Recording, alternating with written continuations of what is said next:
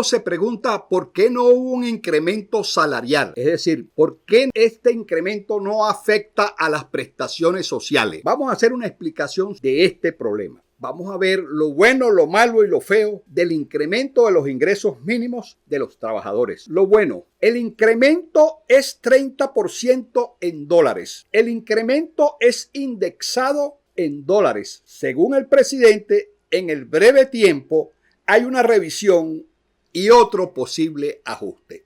Esa es la parte buena de esta alocución presidencial que hizo el presidente el 1 de mayo. Lo malo, este incremento de ingresos en esta primera parte no tomó en cuenta a los pensionados del Instituto Venezolano de los Seguros Sociales y los jubilados de la administración pública y los otros pensionados de acuerdo a la administración pública venezolana, de acuerdo al gobierno, pues que se han ganado ese efecto por la Constitución, ya que el hecho de que tú seas no contribuyente no implica que estés exento de tener esa pensión de vejez. Eso está claro en el artículo 86 y por eso es que hay un porcentaje de personas que no han cumplido con el requisito y forman parte de esa pensión o de esos pensionados de vejez. Lo feo, no se aclaró del por qué no es posible ese incremento de ingresos o por qué tiene más de 2 años sin ajuste salarial y no se le da una explicación a los trabajadores, no se le da una explicación detallada a los venezolanos, lo que deja dudas al respecto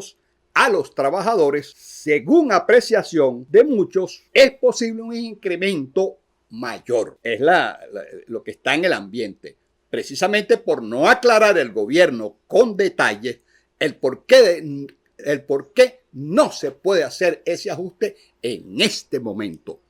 Es decir, no explica el problema geopolítico que tenemos de las sanciones, no explica toda la problemática que ha sucedido al respecto con respecto al acuerdo que hubo de Barbados, que según los Estados Unidos no se cumplió y según el gobierno no lo cumplió los Estados Unidos. Entonces eso de alguna manera contrae la economía venezolana y hace que este incremento en esta primera fase sea moderado. Si nosotros hacemos un análisis con respecto a que hay 5.500.000 trabajadores, eso no está claro. Yo he hecho investigaciones, he preguntado a gente que tiene mucho conocimiento de la materia. Unos me dicen que son 3.500.000, otros me dicen que son 4 millones, otros me dicen que son 5 millones, otros dicen que son 5.500.000.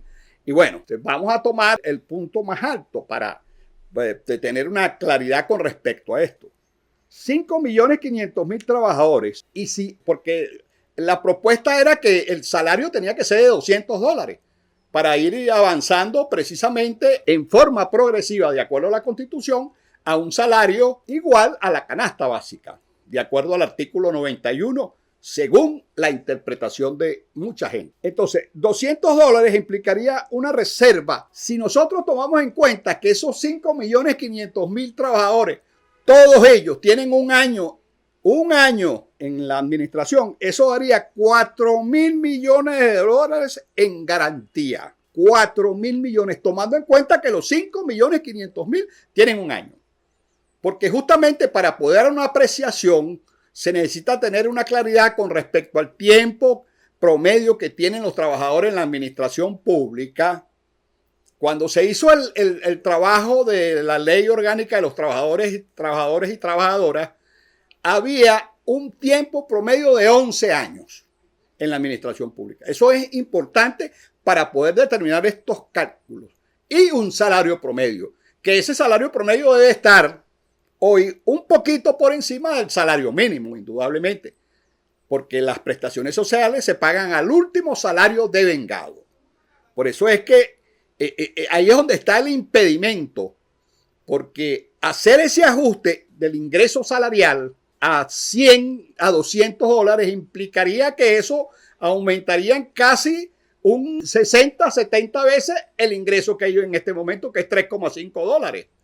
Entonces todo se multiplicaría en esa gran cantidad de acuerdo al último salario devengado, que pasaría a ser 200 lo que tendría que tener una reserva de aproximadamente, si todos los trabajadores tuvieran un año en la administración pública y fueran 5.500.000, de casi 4.000 millones de dólares. Y eso es lo que impide precisamente, porque no hay trabajadores que tengan un año, hay trabajadores que tienen un año, hay trabajadores que tienen 2 años, hay trabajadores que tienen 3 años, hay trabajadores que tienen 4 y hay trabajadores que tienen hasta N años. Yo diría que, de acuerdo a la opinión que se podría procesar, promedio de tiempo en la administración pública debería estar por debajo de los 11 años, porque eso fue tomado en el año 2012. Entonces, ese es uno de los elementos que tiene que aclarar el gobierno detalladamente, porque los trabajadores son gente inteligente, son gente que merecen una explicación.